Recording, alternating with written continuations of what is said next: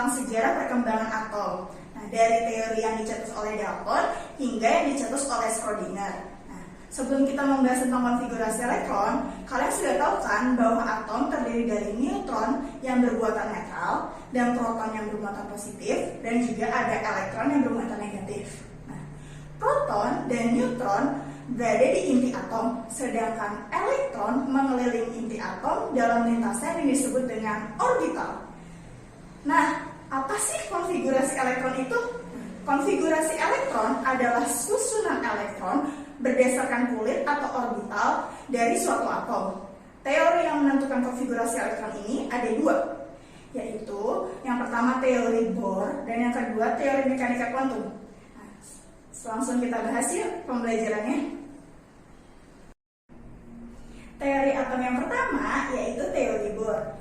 Bohr menyatakan bahwa elektron bergerak mengelilingi inti atom dalam sebuah lintasan. Nah, lintasan ini juga disebut dengan kulit elektron. Setiap kulit elektron terdapat jumlah elektron maksimal yang dapat ditempati. Konfigurasi elektron menurut Bohr merupakan pengisian elektron yang dimulai dari kulit paling dalam, yaitu kulit K.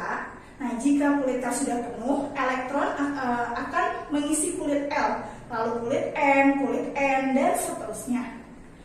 Elektron minimal dapat dihitung dengan rumus 2 dikali M pangkat 2, dengan contoh sebagai berikut. Di mana kulit K adalah kulit pertama, maka N sama dengan 1. Jadi kulit K maksimal menampung elektron dengan rumus 2 dikali 1 pangkat 2, yaitu 2 elektron. Begitu juga untuk kulit-kulit lainnya. Nah, berikut beberapa contoh konfigurasi elektron beberapa atom.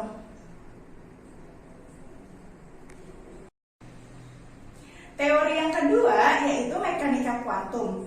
Apa itu mekanika kuantum? Bilangan kuantum adalah bilangan penentu untuk menentukan kedudukan elektron dalam atom. Bilangan kuantum ada 4, yaitu bilangan kuantum utama atau biasa disimbolkan dengan M, lalu bilangan kuantum azimut atau L, lalu bilangan kuantum magnetik atau M, dan yang terakhir bilangan kuantum spin atau S. Yuk kita bahas satu persatu. Yang pertama ada bilangan kuantum utama atau M, yang menyatakan posisi elektron dalam kulit atom, lalu menjelaskan tentang jarak rata-rata awan elektron dari inti atom, serta menyatakan tingkat energi elektron dalam suatu atom. Semakin tinggi bilangan N ini, maka semakin tinggi pula tingkat energinya. Nah, bilangan kuantum utama mempunyai harga dari 1, 2, 3, 4, dan seterusnya. Selanjutnya ada bilangan kuantum azimut atau L, yang menggambarkan bentuk orbital, lalu membagi kulit atom menjadi subkulit dan menunjukkan letak elektron dalam subkulit. Apa sih itu subkulit? Subkulit adalah kumpulan orbital-orbital dengan nilai M dan L yang sama. Bilangan azimut mempunyai harga dari 0 hingga M-1. Bilangan kuantum yang ketiga ada bilangan kuantum magnetik atau yang disimbolkan dengan M, yang menunjukkan jenis dan jumlah orbital dalam subkulit, serta orientasi dari orbital di dalam ruang yang di sekitar inti atom. Nah, nilai dari M adalah minus L sampai dengan plus L. Yang terakhir ada bilangan kuantum spin atau S, yang menyatakan arah putar elektron terhadap sumbunya. Suatu elektron berputar mengelilingi inti atom. Nah, S memiliki harga plus setengah dan minus setengah. Selanjutnya, kita akan membahas tentang aturan pengisian elektron. Menurut teori mekanika kuantum aturannya dibagi menjadi 3, yaitu yang pertama ada asas larangan Pauli, yang kedua ada aturan Aufbau, dan yang terakhir ada kaidah Hahn. Mari kita bahas satu persatu. Yang pertama ada asas larangan Pauli, yaitu tidak dua buah elektron dalam orbital yang sama memiliki 4 bilangan kuantum yang sama. Nah, bilangan kuantum spin harus berlawanan dan jumlah elektron maksimum yaitu 2 kali jumlah elektron dalam subkulitnya.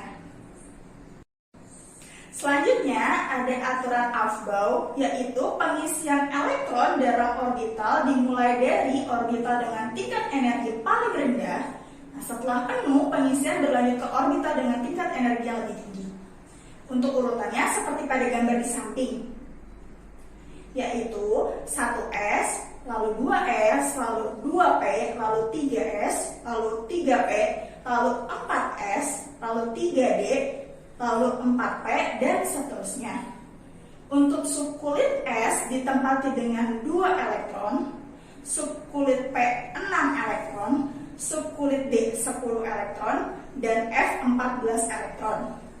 Nah, yang terakhir ada kaidah Hund, yaitu elektron-elektron yang berada di suatu orbital akan menempati rotasi yang sama. Setelah itu, elektron lainnya akan menempati orbital tersebut dengan arah yang berlawanan.